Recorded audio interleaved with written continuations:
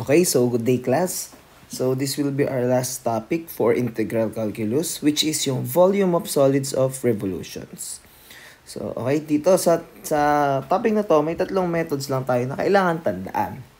So which is, ang unang method natin is circular disk method. So paano ba to kinukuha? O paano ba to sinusolve or ginagamit? Let's say meron tayong ditong y function sa ating graph. And let's say y is equals to f of x. And mag-limits tayo, no? Which is, meron tayong lower and upper limit, ano? Let's say xa and this will be xb. And yung kukuhanan natin is yung nasa loob, ano? And assume natin na iikot daw yan dito sa x-axis. Let's say, iikot yan sa x-axis. So, ang kukuhanan natin ng volume is yung na-bound ng mga curves natin and no line. So, saan yan? Ito yung nasa loob. Yan. Yan. So, paano natin kukuhanan ng volume? So, imagine niyo umiikot siya sa x-axis in 3D. Okay? So, ang unang gagawin natin dyan is mag-i-strip tayo. So, alam nyo naman na mag-strip, ano, since naituro ko na yan sa area bounded by the curves, ano. Let's say, since vertical yan, let's say ito yung y, and ito yung ating dx. So, kung ano yan, iikot yan sa x-axis, paano mangyayari yan? Imagine niyo iikot natin yung strip, ha. So, ganito mangyayari dyan. Ayan. So, parang nagkakaroon tayo ng disk. Naka 3D yan, ha, paikot. So, itong width na to, ito yung ating dx. And yung mula sa gitna, ito yung ating y. Or yung f of x natin. Or yung f of x. Diba? So, ulitin ko lang, ano, para same lang tayo sa lahat. So, yan. Ito yung ating dx. And ito yung y na equal yan sa f of x. So, para siyang, tawag doon, cylinder na payat, no? Since, ano siya, no? Tawag doon, disc na medyo nakatagilid, nakapatayo.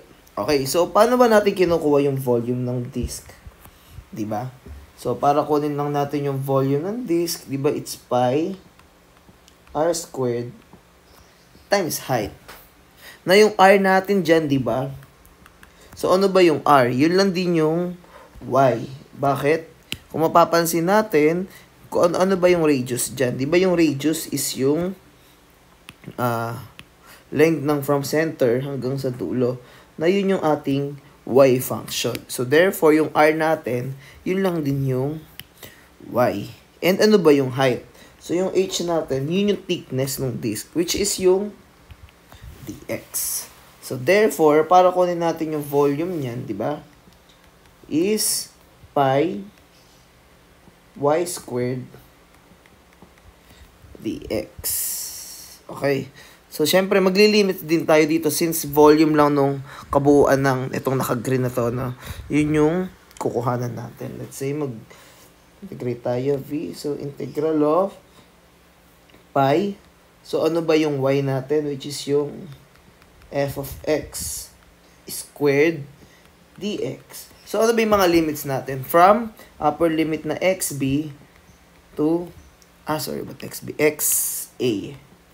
Nakuha. So, ito yung magiging formula natin for circular disk.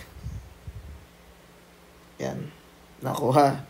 So, yan yung gagamitin nating formula kapag circular disk method ang gagamitin natin. Okay, tandaan nyo yan. V is equals to integral of pi f of x squared dx, upper limit na xb, and lower limit na xa. Okay. So, hango lang yan sa formula ng cylinder, ano. So, ngayon, punta tayo sa next method natin, which is yung washer method.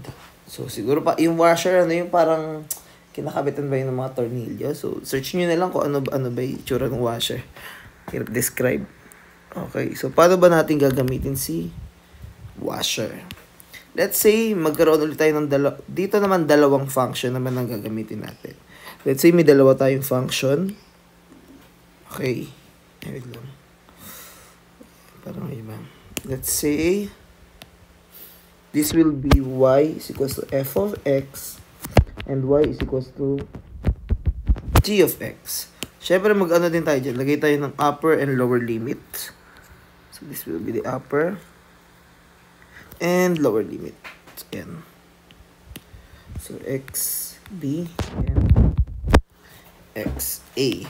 So, ano yung kukuhanan natin ng volume dyan? Let's say, assume natin na, ano din pala, rotating din siya sa x-axis. Nakuha. So, paano mangyayari dyan? So, kuha na natin itong volume na to. Itong nasa loob. So, let's say, mag-strip ulit tayo, no? So, itong part na to, ang kukuha na natin ng strip. Yan. Which is yung dx and y. So, paano yan kapag inikot natin sa x-axis? Ano mangyayari? So, ganito mangyayari dyan, ano? So, magkakabilag tayo sa una. Ay, sorry. Naging square. Then, syempre, dito may part na dito. So, may butas dyan, ano? So, parang nagkaroon siya ng butas. So, yan. Let's say, ito yung dx and ito yung y, ano? So, ano yung magiging y natin? Let's say, ito. From here, ito yung y na equal sa, So, ito. So, yung nasa taas, yun yung y is equals to g of x. Then, y is equals to f of x naman tong nasa ilalim. So, para makuha yung part na ito, no, yung nasa loob. Kasi butas to, butas tong part na to, ha. Butas yan. Ha? Yan, hindi ko na lang papakita. So, di ba, g of x minus f of x lang naman yung part na yan. Yung height niyan. So, paano ba natin kukunin yung volume nung disk na yan? So, una, kunin muna natin siguro yung, di ba, volume is just area times height. So, paano natin kukunin yung area nung part na to? Itong nasa loob. Since may butas siya, no? Unlike yung kanina, walang butas. Okay. So, pwedeng kunin natin yung area nung kabuuan, minus natin yung area nung butas, ano? So, tama. So, para kunin natin yung area, let's say, total area. Let's say, A1 minus A2. Ano ba yung A1? Itong sa loob, and ito yung A2. Yun nasa labas. So, minus natin na yung A1 na yan, kabuuan yan na, yung total area. Ay, sorry, yan. So, therefore, ano ba yung A? Paano ba natin kukunin yung area ng circle? Di ba pi r squared minus, pi r squared. So, minus natin yung area to, let's say, maliit na r na lang yan. R squared. So, yan. Or, substitute natin pi. So, ano ba yung r na malaki natin? Which is yung g of x natin, ano? So, mayari dyan, g of x squared minus pi. So, yung maliit na r, which is yung f of x, no? So, f of x squared. Ayan. So, yun yung area natin. Therefore, yung volume natin, ay makukuha natin sa area, which is yung pi g of x squared minus pi f of x squared times yung height natin. Na yung height natin, di ba? Height is equal lang sa dx. So, therefore, yung h natin magiging dx. So, simplify lang natin. So, volume is pi. Then, naka-factor na lang natin sa pi, ano? G of x squared minus f of x squared dx. So, lagyan na lang natin yan ng limits, ano? Therefore, v is equals to integral of pi g of x squared minus f of x squared dx. So, upper limit natin, xb, and lower limit na xa. So, dito, makukuha na natin yung volume ng ating equation. So, yan yung ating magiging formula for washer method. So, ano ba yung pagkakaiba ng disc and washer? Yung disc natin, walang butas, ano? Pero dito sa washer method, kapag may butas, ganyan yung formula natin. Nakuha. So, I almost forgot, ano? What if pala, baliktad na may graph natin, ano? Pakita ko na rin din. Let's say, hindi naman baliktad. Dibaga naka-ano lang. Patayo naman. Ayan, patayo naman yan. Let's say, ito naman yung ating x is equals to f of y, and x is equals to g of, sorry, pang ano pala to, circular. Ano pala muna tayo, circular pala, no? Okay, my bad. Tiko, no? Let's say, meron tayo isang function dito, and which is x is equals to f of y. Rotating about y-axis naman. And maglagay tayo ng limits dito, no? Okay. Karoon ng araw, pero sige, hayaan mo na. And nakukuhanan natin ng area. Ito naman kabuuang nasa ito. So, paano natin kukuha ng area to? Siyempre, mag-strip din tayo. So, I mean, volume pala kukunin natin, ano? So, since horizontal to, ito naman ng x at ito ang dy. So, pag umikot yan, di ba ganito magiging itsura niyan? Lagay ko na lang dito, no? So, yan, magiging ganyan siya. Ito yung ating dy, at ito yung ating x, which is yung radius natin, ano? So, bali ang magiging volume natin, shortcut ko na, ano? So, paano? It's just pi r squared times height. So, pi. So, ano ba yung r natin? Which is, di ba yun lang din yung x natin kasi yun yung radius natin. Na yung x natin ay equal sa f of y. So, pi r squared to sin circle. Times yung thickness natin, which is yung dy. Ako ha. And, upper limit natin, maglagay nga, wala pala tayo nalagay. Let's say, ito yung ya.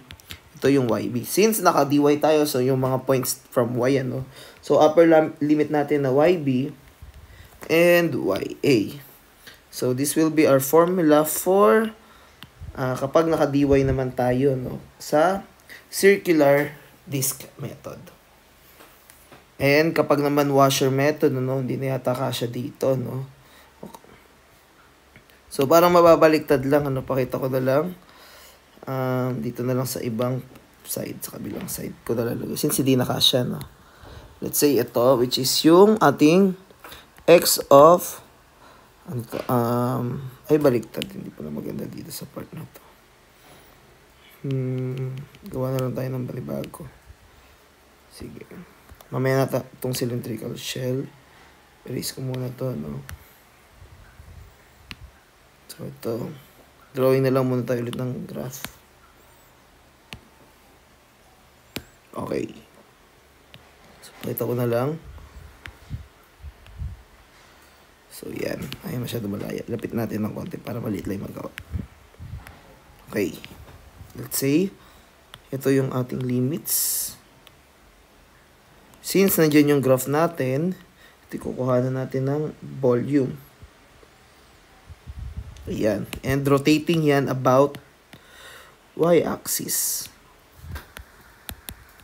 Siya umiikot. So, ngayon mag-i-strip ulit tayo, no?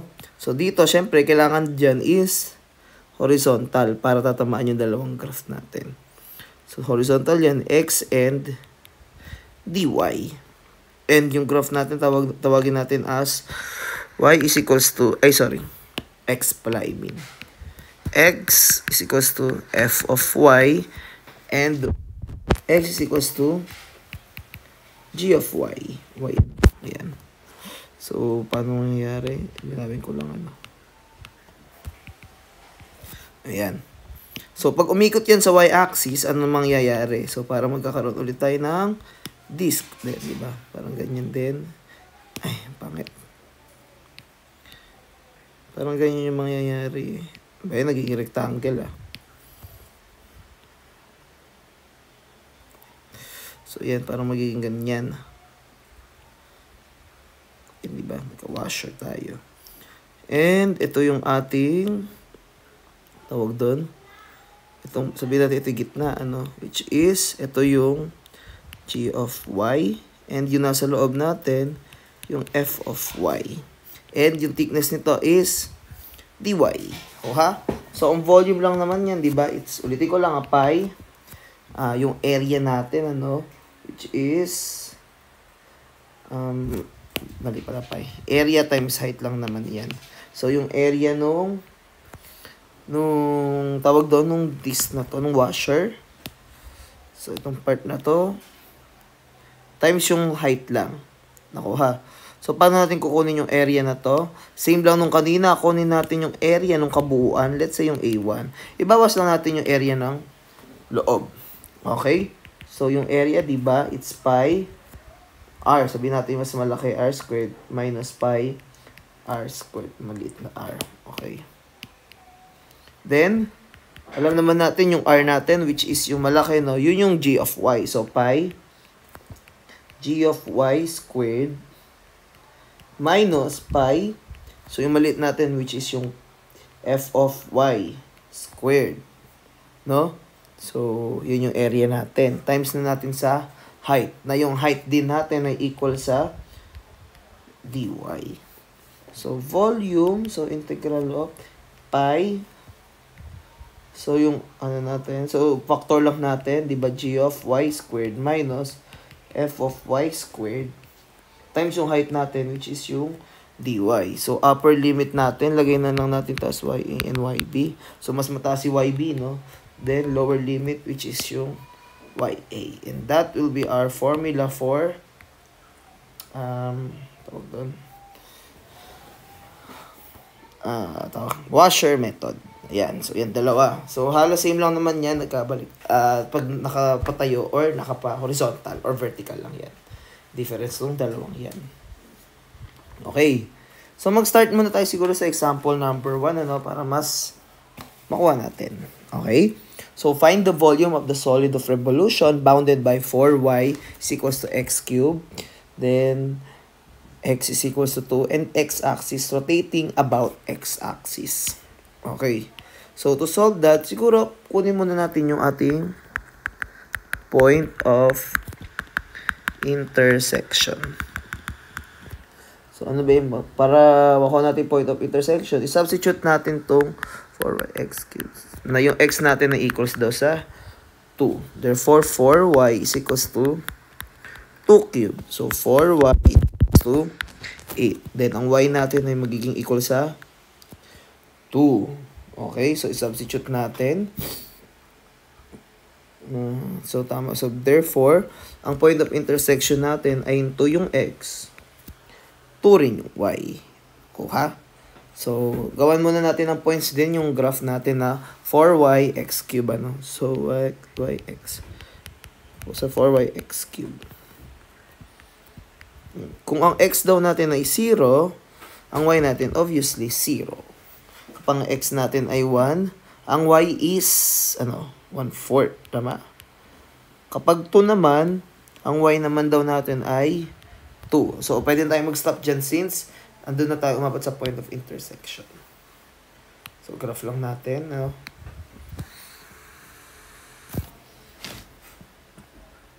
Baka may nagtataka pala, baka sabihin nyo, hindi ko na ituro cylindrical shell. Mamaya na natin i-discuss yung cylindrical shell. Dito muna tayo kay disc or washer method. Okay, so let's say, graph lang natin to. So, when x is 0, y is 0. Ito yan. Then, kung ang x naman ay 1, si y ay 1/4. So, saan yan? Dito yun sa part na to, no? Ito yung 1/4. Ito yung 1, eh. So, when x is 2, y is 2. Ito yung part na yan. No? Ito, bali. Ganito yung magiging graph natin kay equation sa parabola natin. Para magiging ganyan. And, tawag doon, meron tayong line daw kay x is equals to 2. So, ito yung x is equals to 2, di ba?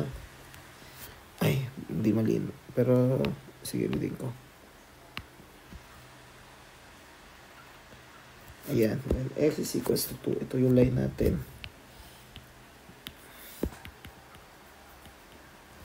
And x-axis daw. So, ibig sabihin, may cut tayo kay x-axis. Kumbaga, meron tayong putol dyan. And umiikot daw siya sa x-axis. Ayan, rotating siya sa x-axis. So, ano yung kukuhanan natin? Ng volume. So, ito yan. Ito yung kasi na-bound natin, ano? Na-bound tong mga curves natin. Ayan, itong part na to.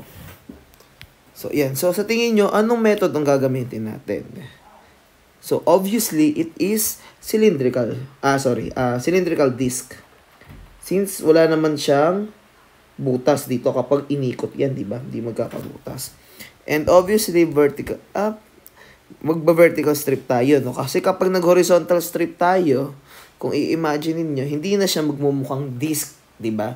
So, vertical strip ang gagamitin natin para pag umikot yan, imagine na natin pag umikot yung yung strip, ganito itsura, di ba? So, yan. So, ganyan magiging itsura nung ating strip. So, ito yung dx and y. So, ito din yung dx and y. Yung ating radius. Okay? So, di ba ang formula lang naman natin for cylindrical disc, circular disc pala, I mean. It's volume equals to integral of, so dahil nakatayo yan, vertical, no? So xb, xa, so pi f of x squared dx. Okay? Sige, substitute lang natin yung mga values natin. So dito ko na lang ilagay, ano? Okay, so pi, ano ba yung f of x natin? So, which is yung y function. Na yung y natin, saan ba siya equal? So, di ba, it's 4y is equals to x cubed. Therefore, yung y natin ay equal sa x cubed over 4. Therefore, ang f of x natin, or yung y function natin, it's x cubed over 4 squared. Ako ha? Then, dx. Then, ano ba yung upper and lower limit natin? Since naka-x variable tayo, yung mga x points natin. So, saan ba siya nag-meet? Dito, part na to, and dito. Which is, taas natin, which is yung 2 and 0. Okay, simplify lang natin. So, x cubed squared is magiging x raised to 6 over 4 squared ay 16. Kuha. Okay, so, labas na natin mga constant. So, pi over 16, ano? Then, integrate natin yung x raised to 6. Oh, nakalimutan natin yung dx. dx. Therefore, pi raised to 16, x raised to 7 over 7. For limit na 0 and 2. Okay, substitute lang natin. So, pi over 16, 2 raised to 7 over 7. So, okay lang bang hindi ko na i-minus? Pero pakita ko na rin din. Minus natin yung lower limit na 0 over 7 over 7. Pero hindi ko na siya ipapakita. Kasi cancel lang naman yan. Okay. Therefore, 2 raised to 7 will be 2, 4, 8, 16, 32, 64, and 128. So, therefore, 128 pi over 16 times 7, 80 plus 32. 112. Tama? 112. Okay, so ba natin siya pwedeng simplify? Sa 16, ano? Okay, so simplify lang natin. So, divide natin both sides 16. Magiging 8 over 7. So, yan. Cubic units. Since cubic na yan at volume na, no? Therefore, this will be our final answer. So, ganun lang kasimple kumuha ng volume. Marunong ka lang mag-graph. And alam mo yung mga isa-substitute mo. Okay. Okay, let's proceed sa example number 2. Yan. Find the volume of solid of revolution bounded by y squared is equals to x y is equals to 2, y-axis, and rotated about y-axis. Okay, so gawa lang ulit. Kunin muna siguro natin yung mga point of intersection, no? So, ayan. So, dito sa y squared is equals to x and y is equals to 2. So, therefore, kapag 2 squared is equals to x, therefore, ang x natin ay equal sa 4. Therefore, ang point of intersection natin ay 4 and 2 since 4 ang x, 2 ang y. Then, sa y-axis naman daw, ibig sabihin, or siguro, gawa na lang tayo ng points. So, y squared x. Okay. So, si y na lang assume natin ng value. When y is 0, x is also 0. Kapag y ay 1, 1. Kapag y ay 2, therefore, x is 4. Siguro stop na natin dyan since nakakuha na natin yung point of intersection. No? So, gawa na lang ako ng graph. Okay. Gawa tayo ng graph. So, 1, 2, 3. 2, 3, 4. Okay. So, asan yung mga points niyan? So, when x is 0, y is 0. Ito yan. X is 1, y is 1. When y is 2, x is 4. Ito. So, parang, ano mangyayari dyan? Pag ganito yan, no? Ganyan yung parabola natin. So, y squared is equals to x. Then, saan pa tayo merong cut? Y is equals to 2. So, nang y is equals to 2, ito yan. Dito, y is equals to 2. Yan. Let's say, lagyan natin ng y is equals to 2. And y-axis. So, ito yung part ng y-axis, no? So, may cut tayo sa y-axis and rotated about y-axis. So, dito daw siya umiikot. So, para magkaroon tayo ng cylindrical disc, circular disc. Kasi kukuha na natin ng area of volume. Itong part na to, ito yung na-bound eh. Ayan. So, kailangan horizontal strip tayo para magkaroon tayo ng disc, di ba? So, ayan. So, which is horizontal. Ito naman ay x. At ito yung dy. Okay? So, hindi to, hindi to washer since wala namang butas kapag umikot yan. Kasi di ba pag umikot yan, ganito mangyayari dyan sa atin. Naging rectangular naman. Ayan. So, ganito mangyayari dyan, di ba? So, ang radius natin, yun yung x and yung height is dy. Okay, so therefore, circular disc ang gagamitin. So, okay. So, kunin ulit natin ng volume. Di ba, ang formula lang naman natin dyan is pi. Since horizontal strip yan, so, is pi f of y, dy. Oh, sorry, may squared pala. Then, yb and ya. So, substitute lang natin. So, pi. So, ano ba yung y of f of y natin? So, yung mangyayari dyan, square root natin to both side. Y is equals to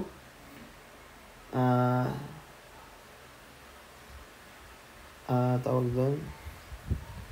No, sorry. Mali pala ako. So, kumbaga f of y, so x function pala, no? So, yung x pala natin ay equal sa y squared. So, tama, dy. Mali ako. Kasi kung in-square root ko yan, ang makukuha ko yung square root of x, naka-dy. So, di natin ma-i-integrate. So, y squared. So, ano ba yung, so, since naka-y tayo, y points ang kukuha na natin. So, ano ba yung point ng y natin dito? 2. And dito sa ilalim, 0. Kasi yun yung limits natin. So, okay, integrate lang natin. So, ilabasan natin yung pi. So, integrate natin si y squared. So, magiging y cube over 3. Substitute lang natin. Pi.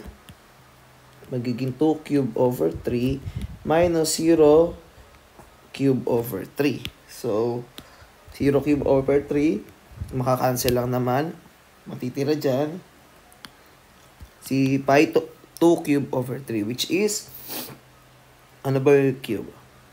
Okay. May nakalimutan ako. Sorry. May napansin lang ako. Tingnan natin na. Sorry. Kasi, y squared, squared pala yung f of y natin, ano? Ba't ba kasi f of y? Ito kaya pala ako nalito eh. It's f of x. Pi is equals to f of x squared dy. Then, yan. Kaya yung f of x natin is y squared. Tama, ano? Balikan natin formula, ano? Hindi, tama pala. F of y. Pati ako nalilito na. Tama lang na f of y kasi yung x is equals to f of y. Na yung x natin na equal sa y squared. Okay? So, pi, then y squared is y raised to 4 dy. So, ilabas na natin yung pi. Then, integrate natin sa 2, 0. Then, y raised to 5 over 5 na pala to. So, therefore, pi multiply by 2 raised to 5 over 5. Then, 0 raised to 5 over 5 pala. Okay. Sige, cancel si 0 over 5.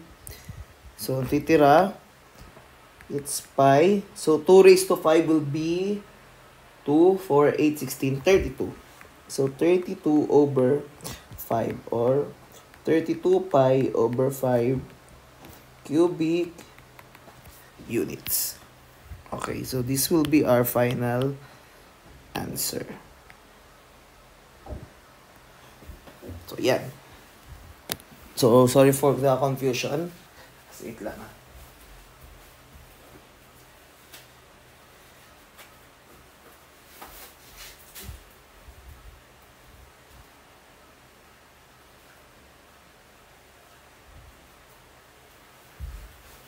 Okay, proceed tayo sa example number 3. Okay.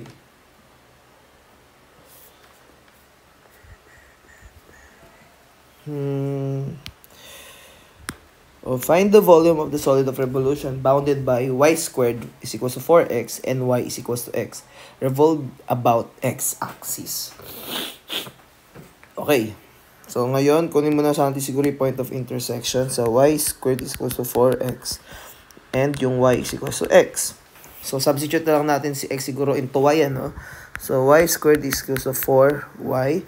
Then, square root. Y is equals to 4. Therefore, kung ang y natin ang 4, yung x natin ay equal lang din daw sa y, which is yung 4. Therefore, ang point of intersection natin is 4. 4. Wow. Okay? So, dito muna tayo sa y squared is equals to 4x.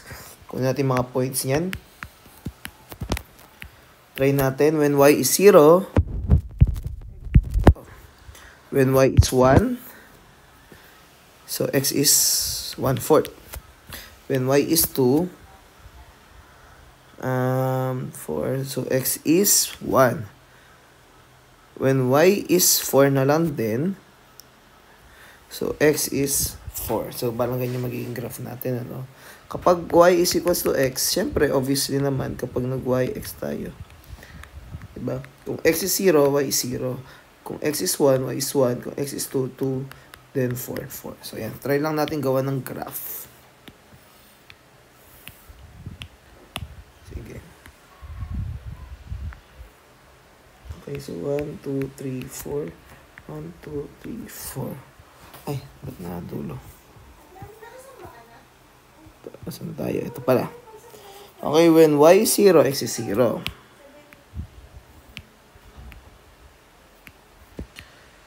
Then, when y is 1, x is 1/4. Parang dito yan, ano? When y is 2, x is 1. When y is 4, x is 4. So, ito dito. So, ano magiging itsura nung graph natin? So, parang ganyan nangyayari. Since parabola yan, ano? Ito yung y squared is equals to 4x. Okay. Then, meron tayong y is equals to x. So, when y is 0, ito. Tapos, 2. Then, siguro yung 3 natin, di equal lang din sa 3. Then, 4. Okay, so, gawa tayo ng line. Ay, napangit yung line ko. Ganun. Hindi tugma.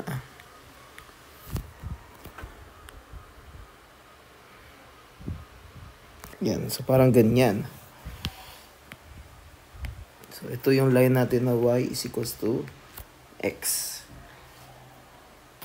Meron pa bang iba? Bounded. And revolve daw siya sa x-axis. So, umiikot daw siya sa x-axis. So, syempre, ano kukuha na natin ng volume? Yung na-revolve natin, o yung, revolve daw, yung na-bound natin sa curve. Itong nasa loob na to. Okay, kung umiikot yan sa x-axis, para makagawa tayo ng washer, di ba? Hindi naman tayo makapag-circular disc, ano? Since obviously may butas na yan. So, dito tayo sa washer. So, dapat vertical strip tayo. Okay? Ito yung dx and y. Okay, sorry, sinisipon. Therefore, para kunin yung volume, di ba, pi tuloy. Integral of pi. So, ano? So, y is equals to, diba, g of x squared minus f of x squared dx, ano? Tama. Hindi natin, baka magkalituhan pa rin, ano? So, ayan. So, ayan. G of x squared. Then, upper limit natin na xb and xa. Okay, substitute lang natin mga values natin. So, integral of pi. So, ano ba yung g of x squared natin? So, ang g of x natin is ito. So, ano ba yung upper? So, ang tinamaan natin dito is yung y squared is equals to 4x. So, square root lang natin yan. Square root. Y is equals to square root of 4x. Ako ha. So, therefore, square root of 4x squared minus yung f of x, which is yung lower, yung nasa baba. So, ang y natin ay equal sa x squared. Then, dx. Okay, so ano ba yung mga limits natin? So, ito yung nasa taas na to. So, x tayo, x points. So, 4 and 0. Simplify lang natin. So, square root of 4x squared. So, kapag naka-squared yan pareho, matatanggal lang natin yung tawag doon, square root. So, bali magiging 4x minus, ito, x squared dx. Nakuha. So, okay. So, ilabas ko lang mga constant. Then, integrate na natin yan. So, pi 0. So, 4x squared over 2 minus x cubed over 3. So, okay. So, nangyayari dito, makakancel na si 2.